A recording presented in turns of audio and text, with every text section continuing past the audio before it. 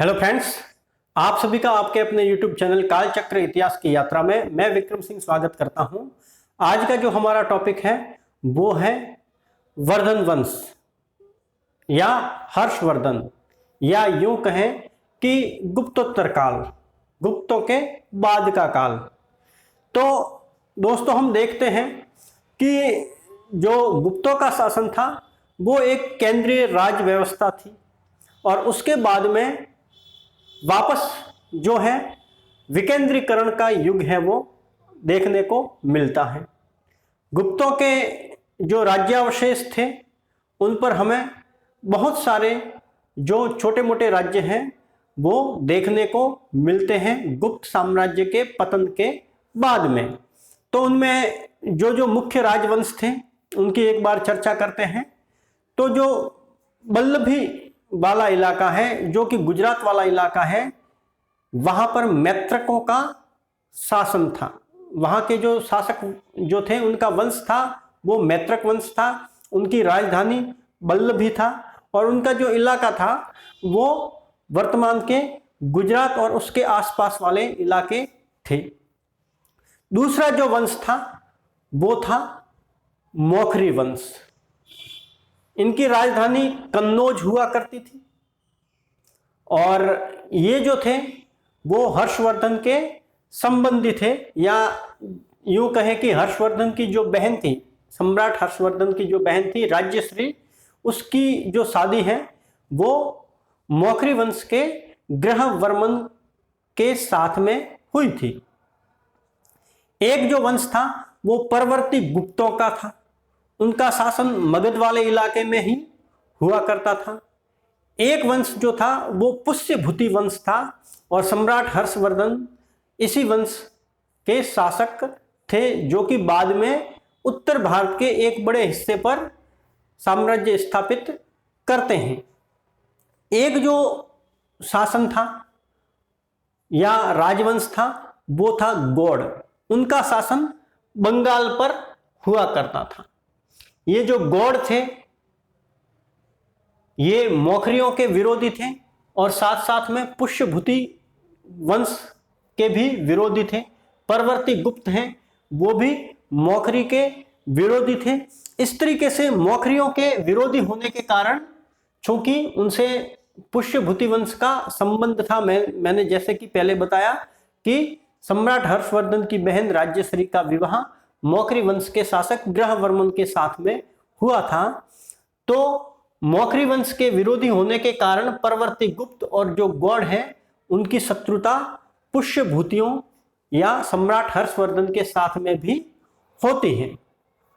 दोस्तों, यह जो समय था वो विकेंद्रीकरण का युग था। भारतवर्ष में छोटे मोटे मिलाकर बहुत सारे राज्यों का उदय इस वक्त हुआ था। जो केंद्रीय राज व्यवस्था और शासन था गुप्तों का वो अब पतनशील हो चुका था या उसका पतन हो चुका था। ये जो राज्य है, जो विकेंद्रीकरण है, वो बाद में सम्राट हर्षवर्धन एक बड़ा जो राज्य है वो उत्तरी भारत में स्थापित करके इस विकेंद्रीकरण का जो युग है उसकी समाप्ति करते हैं। हर्षवर्धन से पहले के जो शासक थे पुष्यभूति वंश के, वो प्रभाकर वर्धन थे जो कि हर्षवर्धन के पिता थे। उनके बाद में हर्षवर्धन के बड़े भाई जो हैं राज्यवर्धन, वो पुष्यभूति वंश के शासक बनते हैं और इनकी जो राजधानी थी वो थानेश्वर थी। तो यह वो समय था जब मौखरी वंश पर जो गौड़ हैं वो आक्रमण करते हैं और ग्रहवर्मन की हत्या कर देते हैं, जो कि हर्षवर्धन के जीजा या बहनोई थे। और उनकी हत्या करने के बाद में उनकी जो बहन है हर्षवर्धन की, राज्यश्री जिसका नाम है, उसको बंदी बना देते हैं। अपनी बहन की दुर्दशा को देखकर तत्कालीन पुष्यभूति वंश के जो शासक राज्यवर्धन थे, जो कि हर्षवर्धन के बड़े भाई थे, वो गौड़ शासक शशांक जो था उसको दंडित करने के लिए बढ़ते हैं। वो बीच में मालवा के शासक जो कि गौड़ वंश का शशांक का सहयोगी था उसको पराजित करते हैं और आगे गौड़ शासक की तरफ बढ़ते हैं। हालांकि गौड़ शासक चालाक था, वो एक चालाकी करता है और राज्यवर्धन को झांसे में लेकर अपने शिविर में मित्रता का बहाना या दिखावा करके बुलाता है और वहां उनकी धोखे से हत्या कर दी जाती है। जब सम्राट हर्षवर्धन को यह पता चलता है तो वो शशांक को दंडित करने के लिए अपनी सैन्य शक्ति के साथ में निकल पड़ते हैं। लेकिन आगे जाकर उनको यह पता चलता है कि उनकी जो बहन शशांक के पास में बंदी थी वो वहां से निकल भागती है और वो विंध्य पहाड़ियों में चली जाती हैं। तो वो अपनी बहन की खोज में निकलते हैं और अपनी बहन को उस वक्त वो मिलते हैं जब वो बहन इस जीवन से तंग आकर सती होने की तरफ अग्रसर होती हैं। उस बहन का पता उन्हें एक बौद्ध भिक्षु से प्राप्त होता है और वो अपनी बहन को बचा लेते हैं और उसके बाद में अपनी बहन को कन्नौज जो कि मौखरी वंश की राजधानी थी वहां की शासिका बना देते हैं और उन्हें शासन में सहयोग करते हैं, या यूं कहें कि जो कन्नौज है उसको अंततः सम्राट हर्षवर्धन ही अपने राज्य में मिला लेते हैं और वो थानेश्वर से अपनी राजधानी को उठाकर कन्नौज में स्थानांतरित कर देते हैं। अब बात आती है कन्नौज की। कन्नौज राजनीति का तीसरा महत्वपूर्ण केंद्र माना जाता है। सबसे महत्वपूर्ण केंद्र या पहला केंद्र जो था वो राजनीति या भारतीय राजनीति का जो केंद्र था वो था पाटलिपुत्र। उसके बाद में जो महत्वपूर्ण राजनीतिक केंद्र बना वो था उज्जैनी या उज्जैन, और उसके बाद में तीसरा जो बना वो था कन्नौज। आपकी जानकारी के लिए यह बता देता हूं कि इन तीनों का अपना एक समय था। ये तीन ऐसी राजधानियां हुआ करती थी जो अपने अपने काल में एक महत्वपूर्ण जो स्थान रखती थी। जब तक इन राजधानियों पर किसी राजवंश या शासक का कब्जा नहीं हो जाता था तब तक उनको अखिल भारतीय साम्राज्य का शासक या बड़ा शासक है वो नहीं माना जाता था। पाटलिपुत्र मौर्यों के वक्त सिर्फ भारत ही नहीं पूरी दुनिया की जितनी राजधानियां थी उनमें सबसे महत्वपूर्ण राजधानी के रूप में उभर कर आता है। फिर उसके बाद में सम्राट विक्रमादित्य जो थे, चंद्रगुप्त विक्रमादित्य गुप्त शासक, वो अपनी राजधानी है वो उज्जैन को बनाते हैं और उनके वक्त में उज्जैन है वो भी संसार की नामी गिरामी राजधानियों में शुमार हो जाता है। उसके बाद में हर्षवर्धन के समय से कन्नौज है वो राजनीतिक केंद्र बनता है और हर्षवर्धन के बाद में जितने भी शासक हैं उनकी जो प्रतिस्पर्धा है वो कन्नौज पर शासन करने की या कन्नौज को कब्जाने की रहती है। लेकिन एक बात आप यह ध्यान रखना कि जो गौरव पाटलिपुत्र को प्राप्त था उतना गौरव उज्जैनी को प्राप्त नहीं हो पाया, और जो उज्जैनी को प्राप्त था गौरव उतना गौरव कन्नौज को प्राप्त नहीं हो पाया। अर्थात अगर गौरव की बात करें तो पाटलिपुत्र सबसे ज्यादा गौरवशाली राजधानी रही और उसके बाद में उज्जैन रही और उसके बाद में कन्नौज रही। तो कन्नौज का जो शासक है वो सम्राट हर्षवर्धन है वो बन जाता है। सम्राट हर्षवर्धन के समय में जो भी प्रशासनिक अधिकारी होते थे उनको वेतन के बदले भूमिदान दिया जाता था। सम्राट हर्षवर्धन के काल में सामंतवादी जो व्यवस्था है वो प्रखर रूप में हमें देखने को मिलती है। इस सामंतवादी व्यवस्था की एक तरीके से शुरुआत भूमिदान की सातवाहन काल में हुई थी और यह गुप्त काल में एक बड़े रूप में हमें भूमिदान है वो देखने को मिलता है, लेकिन इसका चरमोत्कर्ष है या प्रखर रूप है वो हर्षवर्धन के काल में हमें देखने को मिलता है। या यूं कहें कि हर्षवर्धन के काल में हमें सामंतों और महासामंतों का एक जमघट देखने को मिलता है। उनकी अपनी सेना हुआ करती थी।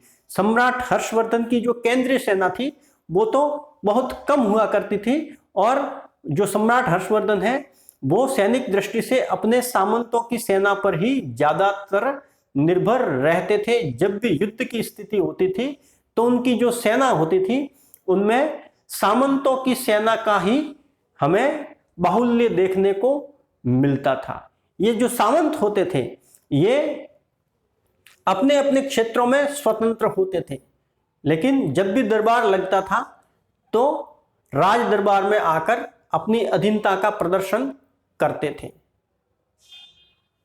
बाण भट्ट जो कि सम्राट हर्षवर्धन के राजकवि थे, उन्होंने अपनी पुस्तक हर्षचरित में लिखा है कि जो सामंत होते थे वो दरबार लगने पर सम्राट हर्षवर्धन के सामने आते थे।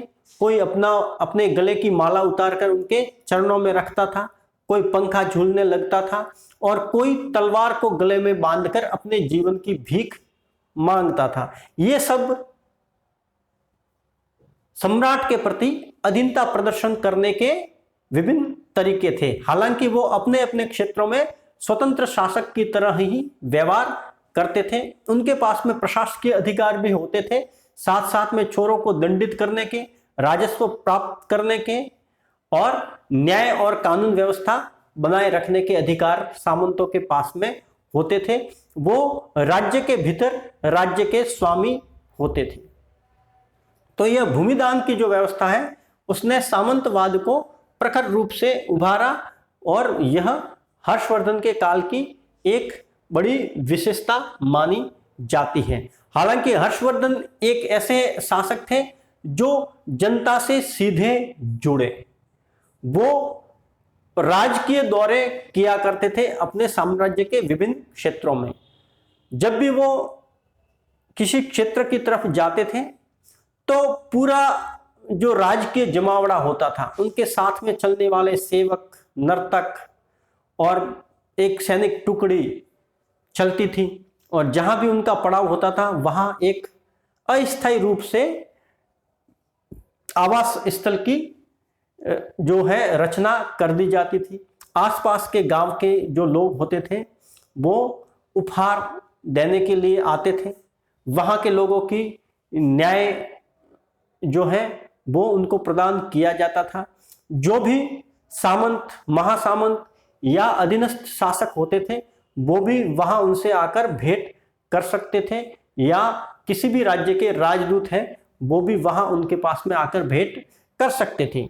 सम्राट हर्षवर्धन एक ही जगह पर ज्यादा दिनों तक टिकते नहीं थे, वो दौरे पर दौरे किया करते थे। इस तरीके से अपनी प्रजा से सीधे जुड़ने में जो सम्राट हर्षवर्धन है वो तत्कालीन शासकों में सबसे आगे थे। वेनसांग लिखते हैं कि सम्राट हर्षवर्धन की जो राजकीय आय थी वो 4 भागों में बटी हुई थी।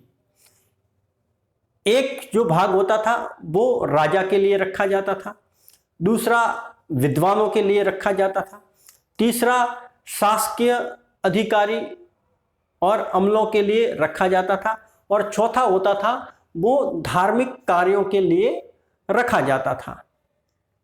वेनसांग जो है वो सम्राट हर्षवर्धन के शासनकाल में भारत की यात्रा पर आता है और सम्राट हर्षवर्धन का शासनकाल है वो वेनसांग की यात्रा को लेकर ही ज्यादा महत्वपूर्ण माना जाता है। वेनसांग 629 ईस्वी में आता है और यह 16 वर्ष तक भारत में रहता है, या यूं कहे कि नालंदा विश्वविद्यालय में शिक्षा अर्जित करता है। यह बौद्ध तीर्थों के दर्शन, शिक्षा अर्जन और बौद्ध ग्रंथों को यहां से बटोर कर ले जाने के लिए भारत आया था। ये जो वेनसांग है, इसने सम्राट हर्षवर्धन को शीलादित्य कहा है और बौद्ध धर्म के प्रति पक्षपातपूर्ण शासक कहा है। हालांकि दूसरे जो संप्रदाय थे उनके प्रति हर्षवर्धन का कोई द्वेष नहीं था। नालंदा है, उसके बारे में वेनसांग ने वर्णन किया है कि इस वक्त तक नालंदा को 100 गांवों का राजस्व प्राप्त होता था। हर्षवर्धन के बाद में आने वाला चीनी यात्री इत्सिंग है, वो अपने संस्मरणों में यह बताता है कि उसके काल तक आते आते 200 गांवों का राजस्व है वो नालंदा को प्राप्त होने लगता है। सम्राट हर्षवर्धन स्वयं साहित्यकार और विद्वान थे। उन्होंने खुद ने 3 ग्रंथों की रचना की है, जैसे कि नागानंद जो कि संस्कृत में लिखा हुआ है, उसके अलावा प्रियदर्शिका और रत्नावली। उनके दरबार भी विद्वानों से भरे रहते थे। उनके जो राजकवि और विद्वान थे बाण भट्ट, ये गद्य के प्रकांड पंडित माने जाते हैं। उन्होंने हर्षवर्धन का जीवन चरित्र लिखा हर्षचरित नाम से, और एक पुस्तक जो लिखी वो कादंबरी नाम से भी लिखी। इसके अलावा उनके दरबार में मयूर, दिवाकर ये जो शासक थे और साथ में ही वेनसांग भी था। ये शासक सम्राट हर्षवर्धन के राज्य में या दरबार में रहते थे। सम्राट हर्षवर्धन का जो राज्य है वो उत्तर भारत के एक बहुत बड़े हिस्से पर था, लेकिन दक्षिण भारत को वो विजित नहीं कर पाए।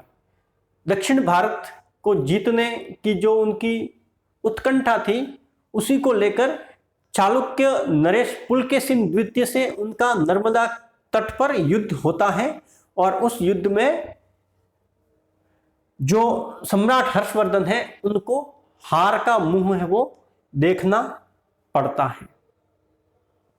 सम्राट हर्षवर्धन के काल के बाद में हम यह देखते हैं कि वापस एक विकेंद्रीकरण का युग है वो शुरू होता है और कन्नौज को प्राप्त करने के लिए, कन्नौज पर अधिकार करने के लिए बाद के जो शासक या राजवंश थे उनमें एक होड़ सी मच जाती है। हमें बाद में एक त्रिकोणीय संघर्ष देखने को मिलता है जो कि गुर्जर प्रतिहार, पालों और दक्षिण के राष्ट्रकूट शासकों के मध्य देखने को मिलता है, जिसको हम अगले वीडियो में देखेंगे।